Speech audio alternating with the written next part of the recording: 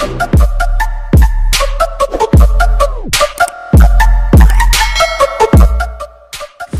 guys, bili po kayo ng isaw. Ayan, sinasaw sa harina. Bago sa harina na basa. Ayan. Nilubog yun sa harina guys. Bago lagay sa harina na may orange. Ayan. Tapos ipiprito.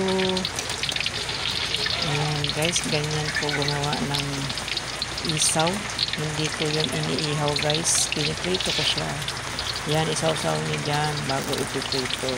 Yan. Ganyan din ang gawa ng quick-quick guys. Diyan ko din sinasaw-saw. Ayan, dahil umuulan ngayon guys, maraming order. Ayan guys, bumili na po kayo dito sa aking tindahan. Mura na, mainit pa. Ayan, tamtama sa tag-ulan guys.